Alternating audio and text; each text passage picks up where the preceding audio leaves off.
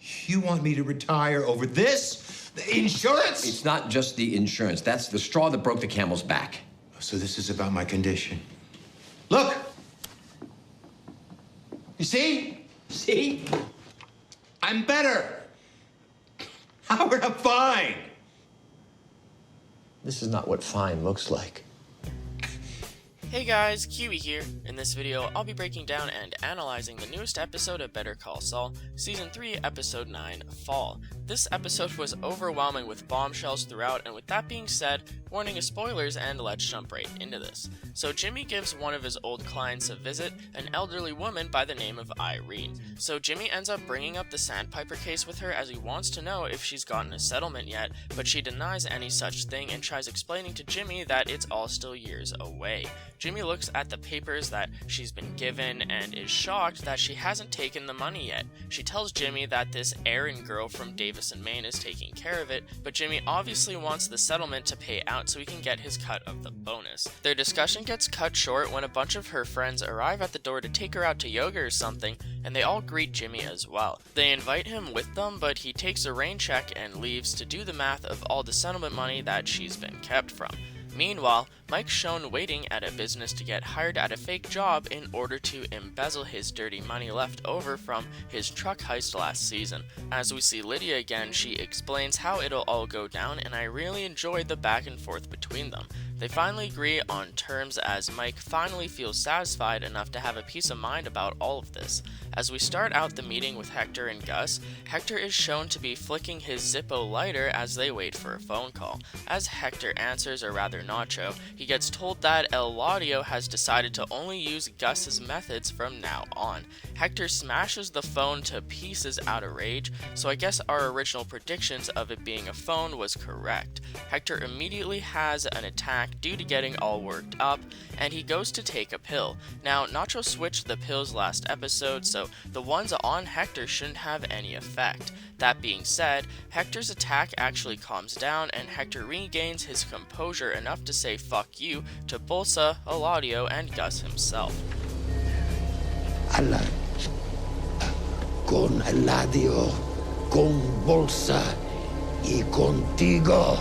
So as Nacho goes home from watching Hector recover, he decides that his plan won't work, or at least it won't work quick enough, and that he should come clean to his father about Hector.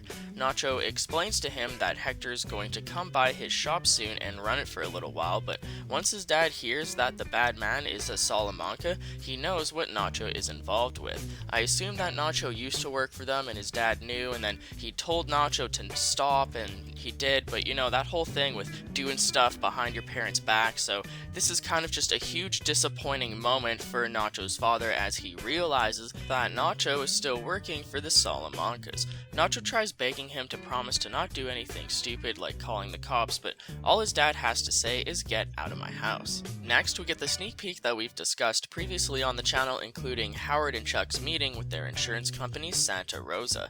Chuck threatens litigation, and they end the meeting on that note. And if you'd like a more in-depth analysis on this specific scene, I have an entire video discussing it, but anyways, what happens here next is literally the huge bombshell between Howard and Chuck that's been bottling up for quite some time now.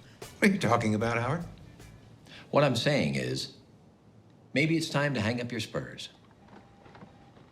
Become partner emeritus. Leave your name on the firm, but focus on your legacy. You always said you wanted to work on the Commerce Clause. You can write the book on it. And no longer be a practicing lawyer. Howard suggests to Chuck that he should retire, and then insists on it as the other option isn't pretty. As Chuck freaks out over the suggestion, Howard flat out tells him that he can't be law partners with him anymore due to his decision-making skills becoming so unpredictable. And again, I have another video on the channel discussing Howard and Chuck, but I really think that this is quite a shame. Like, Chuck just wanted to get his career back on path, he wanted to straighten his life out, and all of this stuff is coming crashing down on him, and Howard just can't handle it anymore. Chuck, there's more to life than this. That day is far in the future, Howard, and I don't appreciate the suggestion. What if it's not a suggestion? Meaning? Meaning if enough people tell you that you're drunk, maybe it's time to sit down. Howard has had Chuck's back since the beginning of the show, ever since Jimmy first moved to Albuquerque. Chuck has been using Howard to his advantage left, right, and center, and Howard has been letting him, but now that HHM is in serious trouble, Howard has really been pushed past a certain line, and we'll talk more about them in a moment. But for now, let's discuss how Kim is out in the desert talking to her new client. I brushed over this during my previous few videos, and I regret not discussing it more as it's actually very important for the future of Kim's career. She's already overworked handling Mesa Verde, and now that she has to do this huge task for her new oil client within 2 weeks, she might reach a breaking point. Now, with that being said, let's discuss the hilarious scene involving Kim getting her vehicle stuck out in the desert.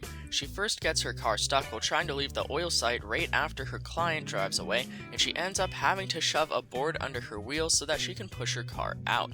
While she's doing so, the car continues rolling as we watch it get closer and closer to the oil pumping machine.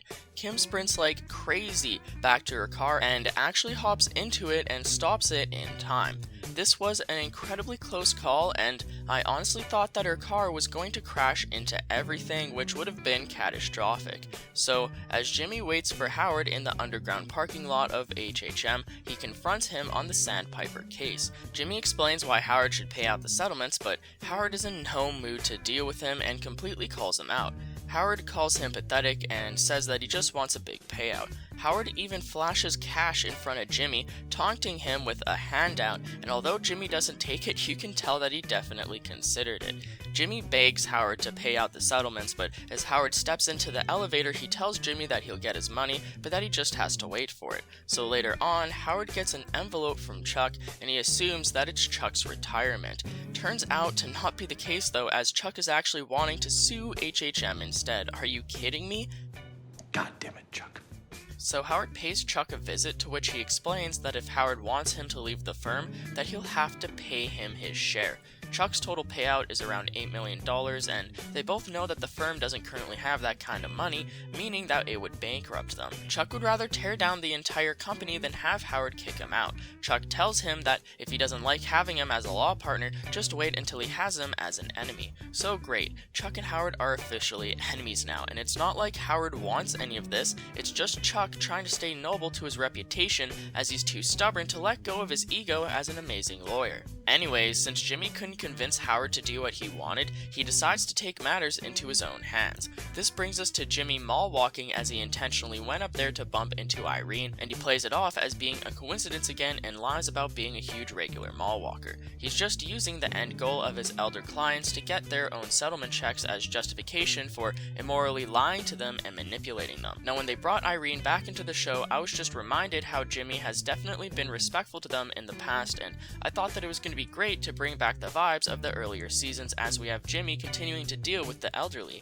So as Jimmy brags about his new shoes to Irene, he directs the conversation towards him offering her a brand new pair for herself. So Jimmy goes to his car and grabs the correct pair for her, considering that he has just about every damn size in his trunk, and he tells her to not tell her friends that it was him who gave it to her as she walks away.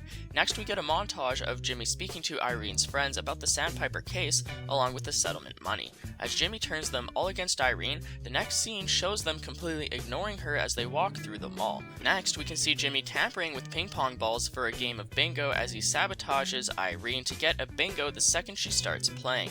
Jimmy gives her a prize and tells everyone in the room to clap, but no one does. Irene runs away crying, and it has to be about one of the saddest moments in the show. And I'm dead serious. If the show creators wanted me to feel awful and uncomfortable, they did a damn good job of doing so, as this was just so hard to watch. I was practically tearing up.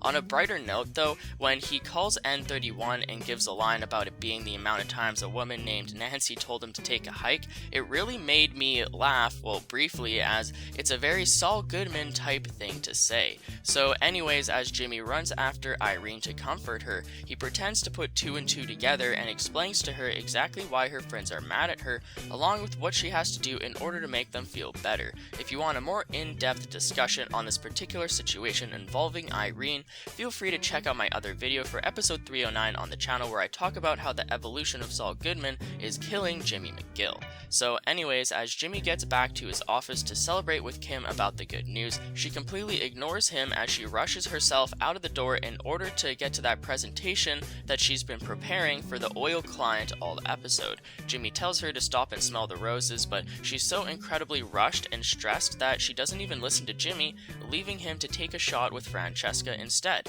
As we watch Kim drive down the road preparing her speech, the episode actually ends with her running her car off the road. Now at first I was wondering why the hell they were focusing on Kim driving in her car, especially in the angle that they were filming her. I was predicting to myself that she was going to get in a car accident, as I could have just imagined someone coming out of nowhere and T-boning her, but I guess she was fully able to crash her car all on her own.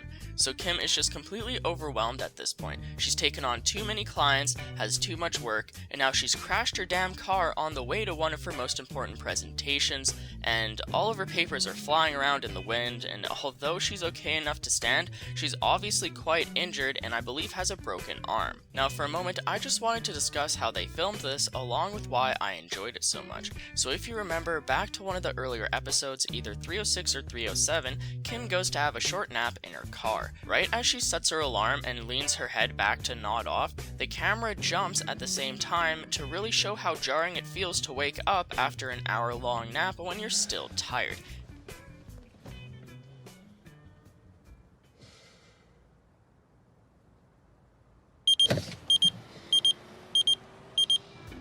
Now I mention this because when it happened I originally thought that it was just for the hell of it, to show why Kim was tired and cranky towards Paige from Mesa Verde, but now we know that her jarring nap scene was also foreshadowing to her nodding off while driving at the end of episode 309. The way they jumped to Kim crashing her car was brilliant, and I cannot give them enough credit for this, as I thought that it was just so well planned out and it was executed perfectly.